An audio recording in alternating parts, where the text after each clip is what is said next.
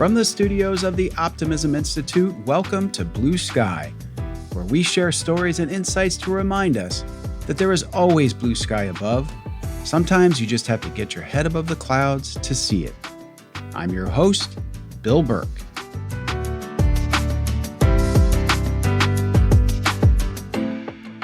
As we've discussed with past Blue Sky guests, increasing isolation and loneliness present a societal challenge that many individuals and organizations are trying to address. One segment of our population that is particularly vulnerable here is the elderly. And today we'll talk about an amazing nonprofit that's come up with a simple and highly effective model to help bring older people together. Life Story Club reaches older adults who need community most and creates a holistic network of support that changes lives.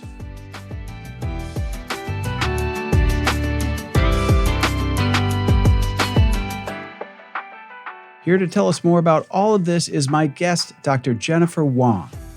When we spoke late last year, Jennifer was the interim director of Life Story Club. She came to this organization as a result of her work with JLW Consulting and Advisory, where she supports promising founders and emerging nonprofits.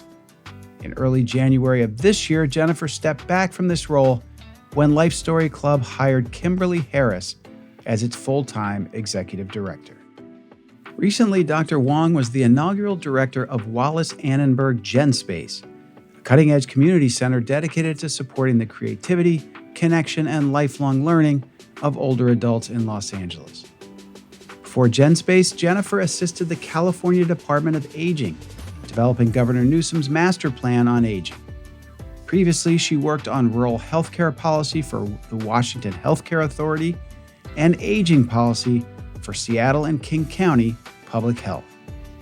She completed her doctorate in experimental psychology from the University of Montana, holds a Master's of Arts in Psychology from Sacramento State, and a Bachelor of Arts from the University of San Francisco. I hope you enjoy this Blue Sky conversation with Jennifer Wong as much as I did. Jennifer Wong, welcome to the Blue Sky podcast. Thanks so much for having me. Oh, it's a real honor. I have really been taken by the work you all are doing at Life Story Club, and I look forward to diving into that. But first, I'd like to get to know a little bit more about you. I know you have a PhD in experimental psychology. I'm wondering sort of where the roots of that interest came, and then where the interest in working with the elderly and people facing loneliness later in their lives. Sure. It's actually all related. So that's awesome. Am an experimental psychologist by training. Generally, kids don't grow up thinking that they're going to be experimental psychologists someday. But I had early exposure to therapy and to psychology. My mom is a nursing professor, and she was always interested in human development and how the body moves and how the brain changes and what happens in sickness and in health. And so for me, it was really important to kind of be really curious about that. And in high school, I have a 9th grade project that basically says I'm going to be a psychologist someday. We're kind of unsure about where that came from, but that was just when I started going to therapy. My mom was diagnosed with breast cancer when I was in middle school, and so we were exposed probably pretty early in the 2000s, when now I feel like many kids are exposed to therapy really early on. And we know that that's just one tool in the toolbox of family support and friend support and school support and community support and others. But for me, it was really something that was really special. So I went ahead and studied psychology, and I actually took a psych class in high school. Shout out to Pacific Palisades High School, who had a psychology class that was really fun. And then I ended up going to college for psychology, and I love studying human behavior. And I really liked studying how both humans shape systems and how systems support and shape humans, and what that looked like. And I was curious about what it looked like to support people in wellness, and then also to support people in when they had physical or cognitive disability. And so that all kind of became my career. And so I've done it. I've done a lot of work there in terms of academia. I love to teach. I recently filled in for a colleague and taught human development for PhD doctoral students. And then I've, done some policy work at the city, county, state, and federal level. And I have been working on direct service for older adults and people with disabilities for quite some time. And I think that that's really the sweet spot, because you can see the direct impact that it's having on individuals' lives and the people who provide those services. Incredible. So how did you wind up connecting with the Life Story Club, which we're going to talk some more about? How did you make that connection? They find you, you found them. How did that work? They found me. I am very, very, very lucky to have a wonderful network of folks who are always thinking of me. So in this particular instance, a colleague, Sabrina, who we had been interested in and working on how to diversify stories here in Hollywood, so in entertainment, so that we could have more representation. Obviously, me thinking about older adults and people with disabilities, and Sabrina thinking about everybody from writers to producers to what's on screens. She is an advisor for Life Story Club, and they were going through a leadership transition. And she said, "Jen, I think you should talk to Lily," who Lily is our founder, and had this incredible idea of how important Life Story Club is and was for older New Yorks, and especially older New Yorkers. And so, yeah, so we connected, and I couldn't think of a better fit. Amazing. So I'm familiar with this, but I'd love to hear you describe to our listeners what Life Story is and how it works, because I'm struck by it in that it addresses such an obvious problem, and it does so in such a thoughtful and at the same time very simple, straightforward way, it seems to me. So can you describe what is Life Story Club? How does it work?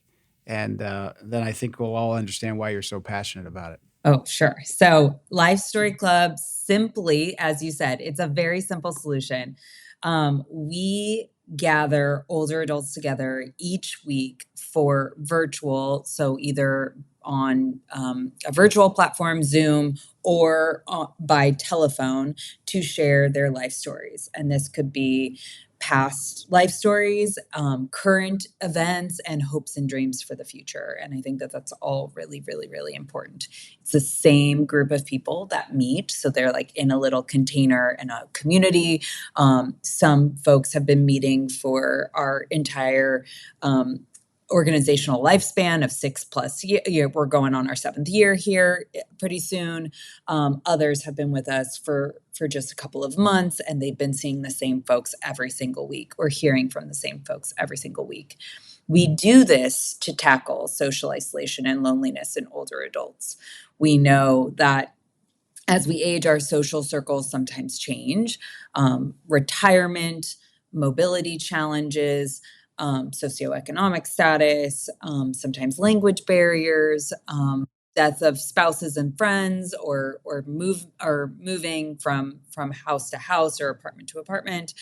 All of these impact our social connections, and so we think that there's a great opportunity to build those social connections again. It's amazing. And in the time in those 6 years too, I feel like there's been growing evidence, growing research. The last Surgeon General talking about the loneliness epidemic, equating the impacts of loneliness to 15 cigarettes a day. And nowhere probably is that more acute than in the older population. Another reason they get isolated is people die. I mean, this is a time of year too where I've talked to older people who they're doing their holiday cards or whatever, and they're going through their thing and checking off the people that aren't here anymore. So it's an incredibly vulnerable time.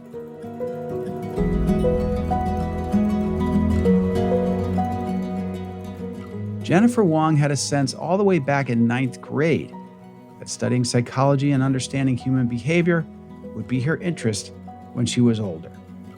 Today, she has a PhD in experimental psychology and is putting it to great use. In the case of Life Story Club, they're taking a very simple and effective approach to the significant challenge of isolation in our elderly population.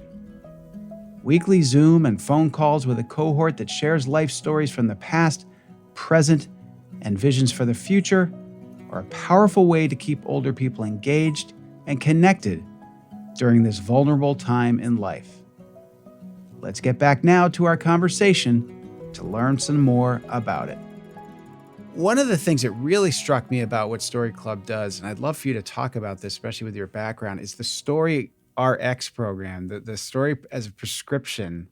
This blew me away because I have volunteer background in healthcare, and it's not easy to break in with the physician medical community, traditional medical community, with a program like this. Can you explain that? Because to me, that was really impressive and something that I think more people should know about. Absolutely. So our Story RX program is a great partnership with medical professionals and Life Story Club. And so medical professionals, physicians, nurse practitioners, nurses, social workers can prescribe Life Story Club to their patients. And for those of whom are getting their regular checkups, and please do, as a reminder, schedule your annual checkup. It's easiest to do if you schedule it around your birthday, just like the DMV.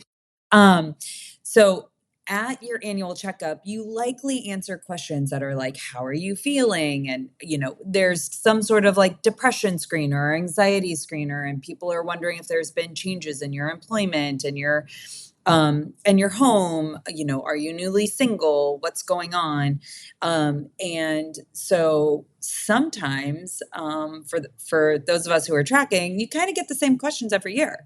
And so what ends up happening is a physician or a provider is tracking those answers. And sometimes there's an indication of like, hey, Jen's kind of down this year. She's got a change of employment, or, her mom's got a new diagnosis. Like, let's refer her to some mental health support or whichever.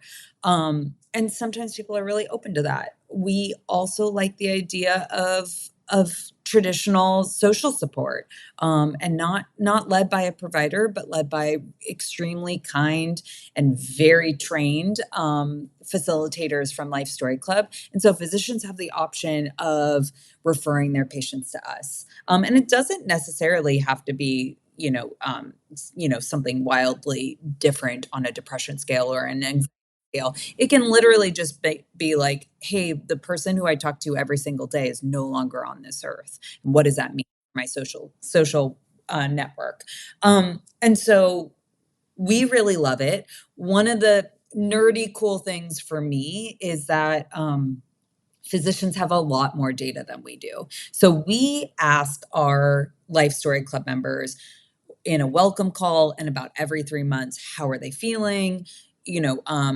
We ask them about, their sense of belonging, and if they would refer Life Story Club to a friend. We know that those are really good indicators of whether or not our intervention is working.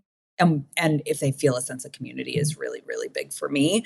But physicians have a whole bunch of other data. They have the screeners on depression and anxiety and happiness. They also have how often are they being seen in an ER or a doctor's office. And so we think it's a really perfect pairing. We also think it's a really good feedback loop. So we can connect with physicians and say, hey, we haven't seen Jen in a couple of weeks. Like, do you know anything? Or we're failing to make contact with her or her caregiver. What's going on? So I also really like that, like where the community support that physicians sometimes wish that they needed when they refer their patients out into the world. That's so great. And these aren't just any physicians you're working with. These are name brand, Cleveland Clinic, Montefiore. These are serious, you know, people who probably didn't learn about this stuff in med school, right? But now are more open-minded to it. And here you are with this very simple referral. That's an incredible model. Yeah, we are so blessed to have really incredible partners. Sometimes we apply for grants with them so that we can share how our Life Story Club intervention is working and look to expand or look to get, the physician's time covered when they refer patients to us. We're also partnering with some friends at Stony Brook to expand our research in this area. So again, as you said, really big names, really important movers and shakers in the geriatric and oncology and family physician areas, and we're just really lucky to have great partners. Amazing. And you mentioned sort of in passing the role of these facilitators. And I'd like to talk a little bit about that too, because I think another win here, obviously the facilitators are bringing valuable talents and training to these groups, but I'm sure they're getting a lot out of it too. And I'm a history buff, and I think we tend to, in our culture, and I think it's specific, a lot of this is specific to the United States, frankly, where we're not living with the older generations like we used to. We don't respect the older generations like we used to, and we don't appreciate how much they have to offer. And I was reading one of the reports on Story Group, and they're talking about, there's one woman who tells this story about going to some event with Princess Margaret and she was wearing the same dress and what a scandal that was. Or this other woman who grew up around Colin Powell and had a crush on him. I mean, these people store these stories and have so much. So I'd love to hear maybe from the facilitator perspective, what they're getting out of it and what kind of influence it's having on them.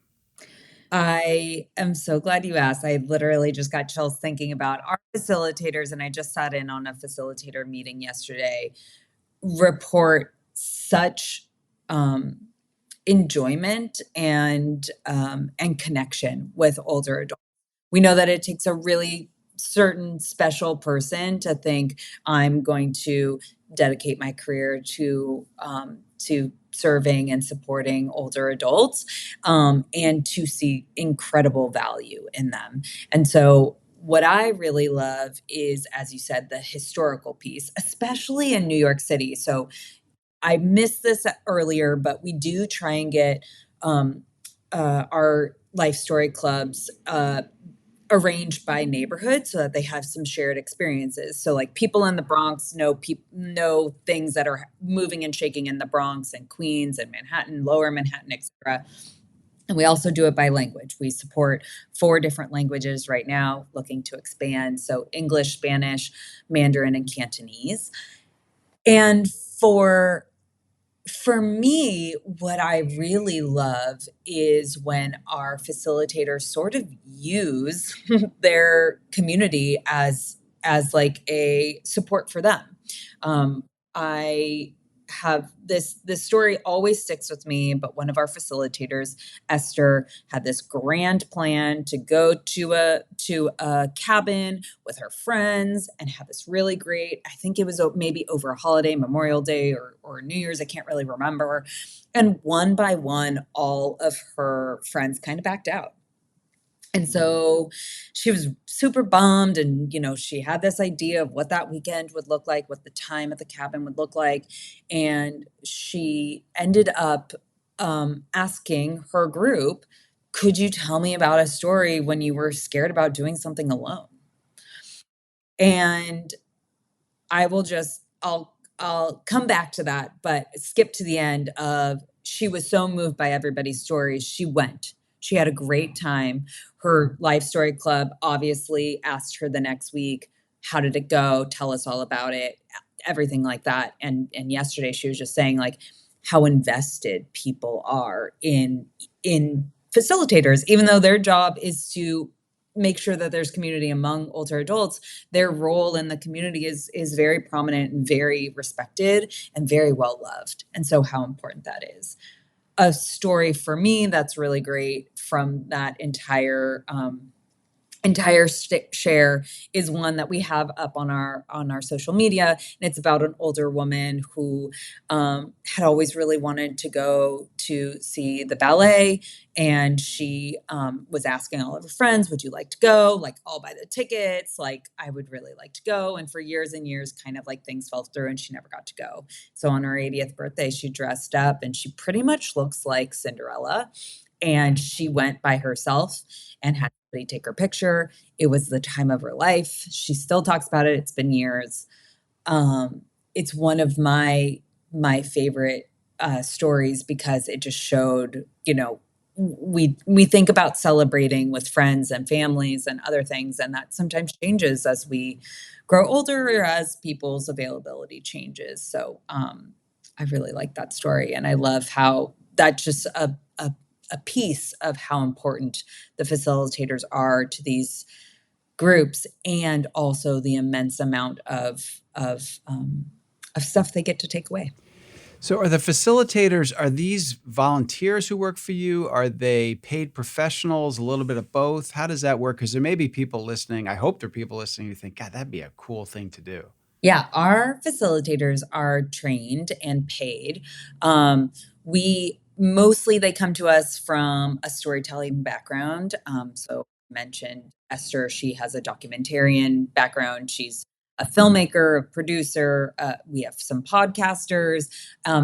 Also have social work folks who tend to lean in the social work realm. They're getting their masters of social work or whichever. Those are another big pot of our staff. But we do have volunteer opportunities, and we are really excited to bring in more volunteers. We launched our volunteer program this year. We're hoping to reach that 3,000, older adult mark, and we can't do that without support. Many of our volunteers support us by coming to our in-person events. So at least once a quarter, we try and get every club together in person with the help from our transportation partners like the JCC and Lyft. Lyft Silver has been a really big help in supporting our older adults to come to us and be transported to a in-person meetup. So we share, we break bread, we share a meal, because what's better of sharing stories than gathering around a table, and there's usually some sort of activity. And then so our volunteers support there. And then also our volunteers do support in our weekly club. So it can be absolutely virtual. We have people who need assistance in calling in. So we call out to them. And to make it kind of go faster, it would be really hard if one person was calling 10 people in a row. We use the support of our volunteers, and they can participate in the clubs just like our facilitators. So it's a really great opportunity for people to feel engaged with their community.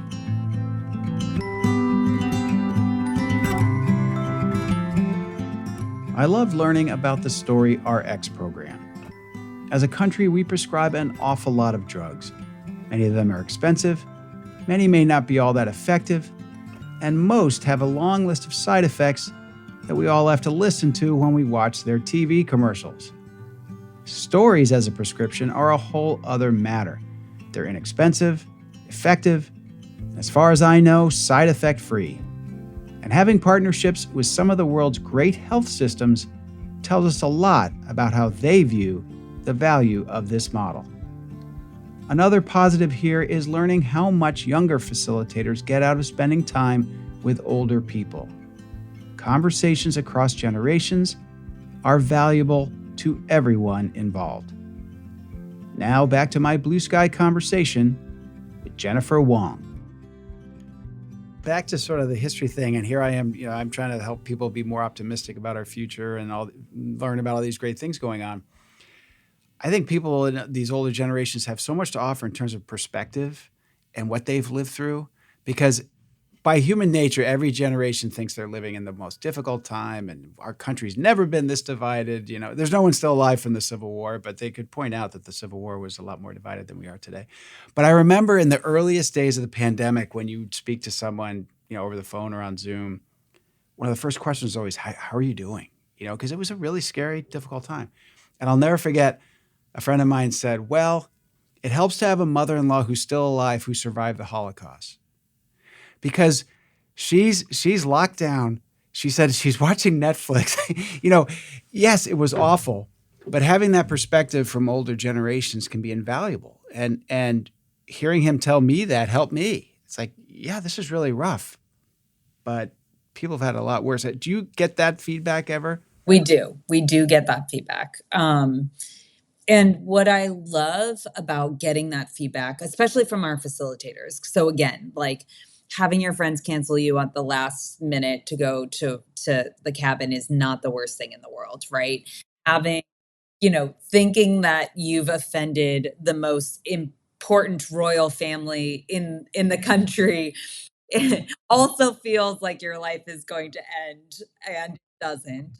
Um, but what I love about hearing stories, and we record stories. I haven't shared that, but we actually have been recording stories across our 6 years in our Life Story Club library so that people can also share their stories with their friends and family members. Sometimes we hear the same stories from our elders, but you throw your elder in a different group, and suddenly you hear a brand new story you've never heard before, like what was their first job, or who was their first crush, or when was the time that they were frightened the most.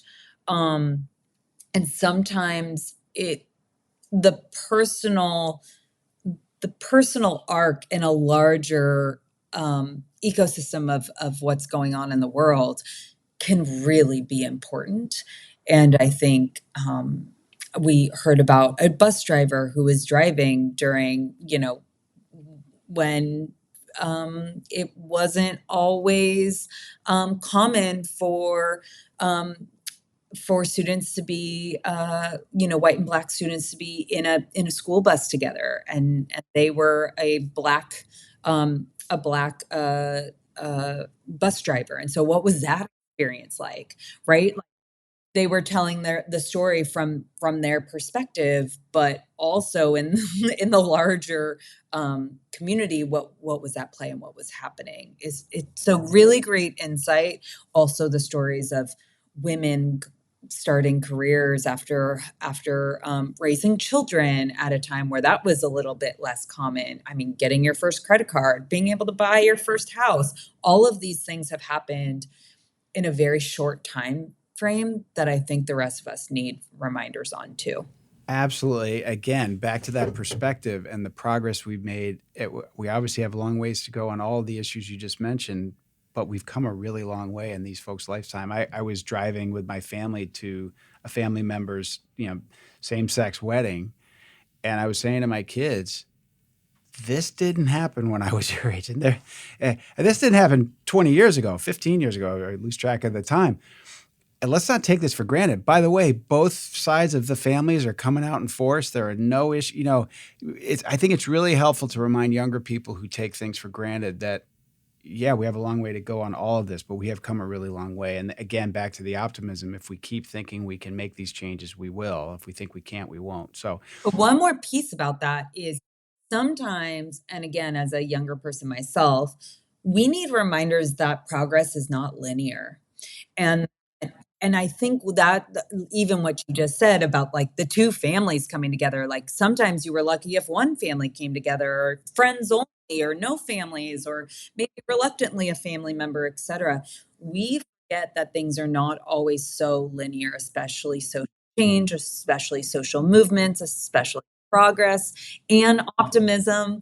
And so all of these things can change, but it's like the overall trajectory. And I think that's what's so important about hearing from our elders and their wisdom and their, I'm thinking about the Holocaust survivor like experiencing Netflix. Just really warms my heart because they're probably like, this is nothing. Like, right, exactly.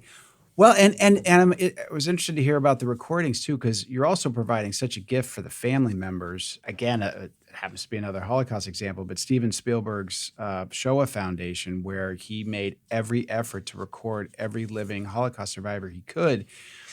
And sadly, there are very few of them left, but happily, he was able to record those. And I know someone who was out in LA, and they flew out as a family, and this was a granddaughter of a survivor. And the grandmother starts telling stories, and they're all crying because they'd never heard them before. And a lot of people have been through trauma, as you know, they don't want to talk about it. War veterans, my late father was a Korean veteran. He never talked about it. And one of my great regrets is I never sat down with him with a tape recorder to make him talk about it. And he died without me knowing all of his stories. So that's a huge gift that you're giving, again, to this being sort of circular. And then as people like me are marching towards that age, I hope there are people who care about what I have to say. By the way, Spotify just told me I listen like a 76-year-old. So that was a shock yesterday. And I'm concerned I listen like a 23-year-old, and I share my Spotify account with my 77 and 78-year-old parents. So I'm like, what are we doing here? I have too much classical music. My performer of the year my artist of the year was Schumann or something like that. So I've got issues. But anyway, so we've shared a lot of anecdotal research but the hard research that you have is pretty striking. So I'm just going to read what I got. I think it was off your website. 60 plus, 82% of the participants reported feeling less lonely. 95% felt supported by their club. 92% said they feel a sense of community. 93% mood improvement after joining. Those are statistics you don't see in a lot of trials, clinical trials, or this works.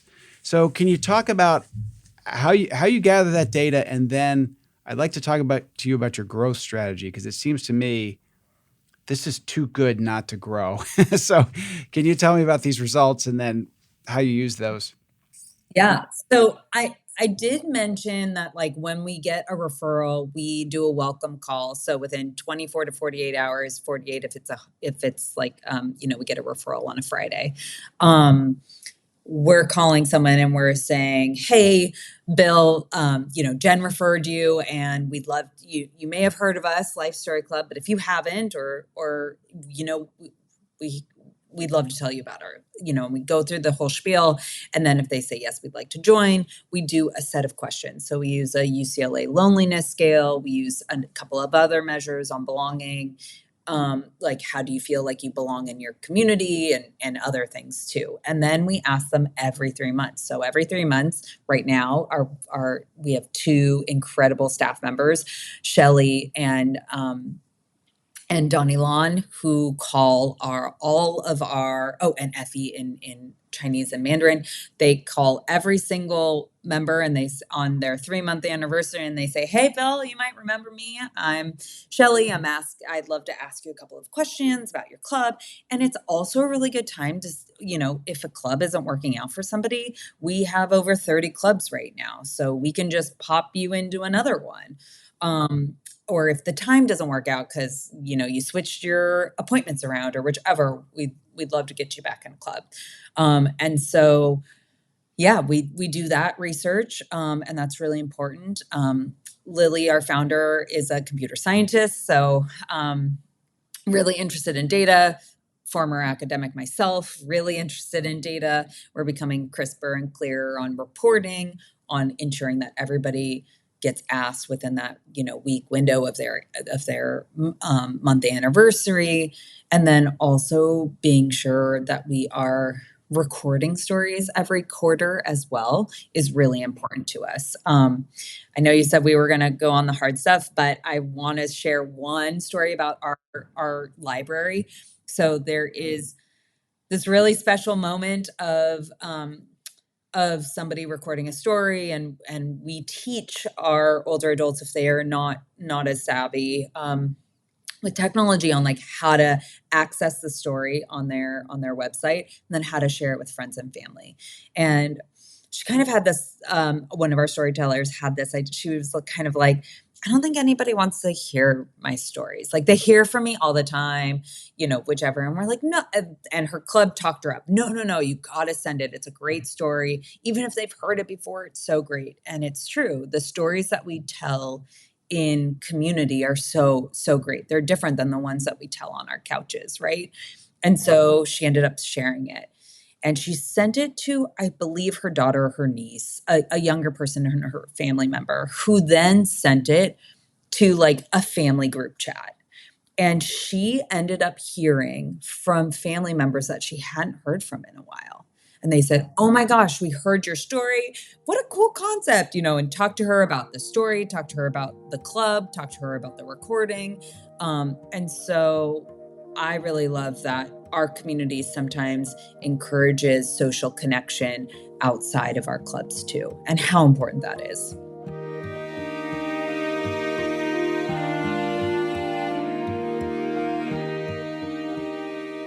Stories told by older adults not only teach us about them, they also inform us about the history of our society. And with some of these issues, like school segregation or women who couldn't get their own credit cards, they remind us that these tougher times are not so far in the past. By the way, it was the Equal Credit Opportunity Act that allowed women to get their own credit card without their husband or father co-signing. And this didn't become law until 1974. It was also great to hear how impressive the results of the Life Story Club have been, including the way they're helping to reconnect families through the sharing of stories. Now back to the final segment of my conversation with Dr. Jennifer Wong. So to grow this, right now, these clubs that you're mentioning are all in New York. It's a Brooklyn-based. We have, and a couple outside, yeah. Okay. Cleveland Clinic, et cetera. Right. Yeah. So it seems to me that if someone's listening to this right now and they live in Wisconsin and they think, man, we should be doing this here, or how do you think about this? Will you sort of loan this model to people and let them run with it? How do you grow this thing? Because again, this is so simple yet profound that it seems to me it should grow like crazy. So how do you think about that? And if someone's listening and wants to get involved, how can they? Yeah, we are realizing now more than ever that we need to grow fast. And so this year, in addition to launching our volunteer program, we've also launched a working group of people, just like you said, someone from Minnesota, somebody from Kansas, who either are part of a senior community, older adult center, or part of a religious institution, and they're like, we want to do this. And so we've been collecting those folks and getting them together, and they meet every 2 weeks to hear about who's your community? How would you market to them? How is there a natural, everybody's here anyways, and so we get together after a church service? Or is it, hey, there's a lull between this class and this class at the senior center, and we're going to slot everyone in there? What does that look like? Is it going to be remote? Is it going to be in person? Is it going to be hybrid? So we have been working on this, on how we expand really quickly with interested folks. It's really important to us. We know we need to grow. I think I heard a statistic that there's 22 million older adults who are community-based and homebound. And so when I think about that, I'm like, okay, great. We need 22 million seats. No problem. And not that Life Story Club is for everyone, but I like the idea of there would be an empty seat if you needed it. And so I've been thinking about that for sure. At the beginning, we talked about how important referrals are. We are also looking at who are those providers and who are those touch points of services and other folks that are going to be the best referrals. Is it in New York? We have a really great partnership with City Meals. They deliver meals to homebound older adults. They're a great referral. Their case managers are a great referral. In other places, it might be something else. Completely. So we're really open to growing. We know it needs to happen. We've already started a working group. Please let us know. Email us at info@lifestoryclub.org, and we would love to chat with you and either get you volunteering or get you into dreaming about a club in your community. Well, that all makes total sense. And the Story RX, I would think as well, if you're a geriatrician, leader in a state or someplace outside of New York, and you hear this idea and you think, oh, boy, that seems like a no-brainer. And you've got these good housekeeping seals of approval from people like Cleveland Clinic and Montefiore and these other partners that are serious heavyweights. That seems to me to be another great way to get it going other places. Absolutely. We know that physicians, there is no organization more creative than healthcare. And healthcare organizations. So we love working with healthcare organizations to think about how this works, how the referral process works, how maybe research dollars can come in. Our intervention is very, very, very cheap and reasonable. I've been in older adult services for a long time. I think we are the cheapest. We are self-funded, so right now we do fee for service, so with partners, and then we also are really really lucky to have foundations that believe in us and individual donors that believe in us. And so I like to think that we can just grow as we are, and with these great partnerships we can be even more attractive to foundations and individual donors to support the older adults that we know and love and our neighbors too. Yeah, and the need's only going to grow, right? And I always found it. So I used to be very involved with the healthcare system in the state of Maine and the hospital in Portland, and we used to talk about how as healthcare community does an amazing job these days of helping people live longer. We don't do as good a job helping them once they've lived longer, right? That's the part of it we haven't really done a great job at. So it's like, so let's try to do the, and because of this great work and this incredible improvements in healthcare, we're going to have more older people, which is a great thing, but it's also, we have to take good care of them. So it seems like you fit an incredible and growing need. There's this saying in older adult work that we've added years to life, but not life to years. And so we're really interested in the second part. I also want to share, even as young people are thinking about this and they're like, I'll never need that. I'll never, there was some really important research that just came out, and I am missing the institution. I'm so sorry, researchers. I'm big fans of your work, though, that said we need to change our friend groups every 7 years. Like our friends group, like just to match our stage of life and our thinking, our hobbies and whatever we're into, that we change every 7 years. It's just like your taste buds. Your taste buds change every 7 years. It's natural that your friend group, and not we're purging every 7 years, but just we need to reevaluate what's important to us. And so I've been thinking about that, and just like across the lifespan of what is, 76 years for women, a little bit more in our 80s, what would that look like? And again, back to the facilitators, I also encourage older people, and I'm in that group these days, to spend more time when they can with younger people. If you're worried about the future of the world, hang out with a really turned on 25-year-old who's full of ideas and passion and cares about the future, because you get to that get off my lawn age and you think every kid's just sitting around playing video games, and some are, but many are really turned on and trying to do great things. And so certainly your facilitators would fit that bill well. Yeah, for sure.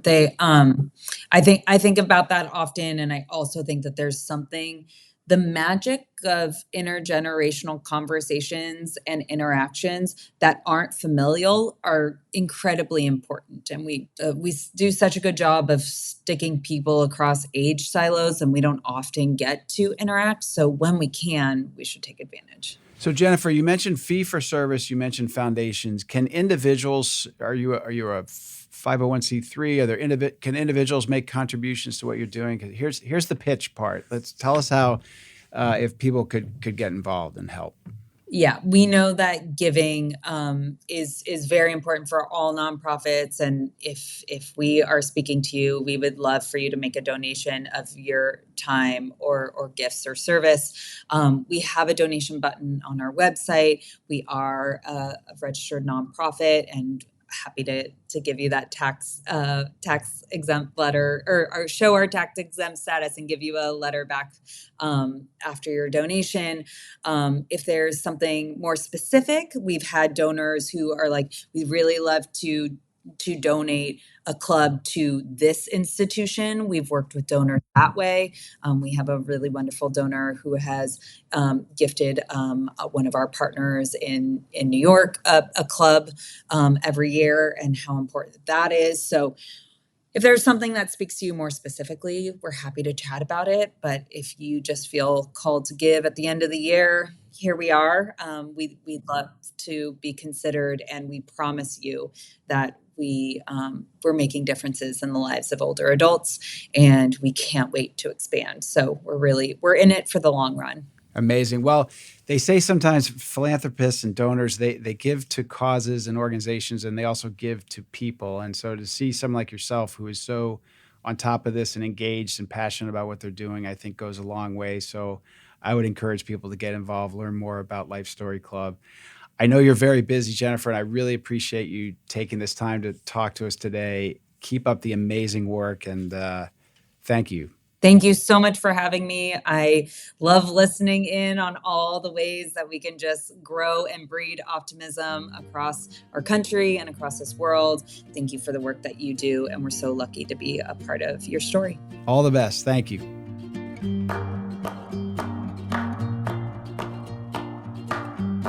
If you're like me, by the end of this conversation, you're convinced that this is a very worthy program that should grow quickly. If you're interested in trying to bring this to your own community, simply check out lifestoryclub.org to learn more.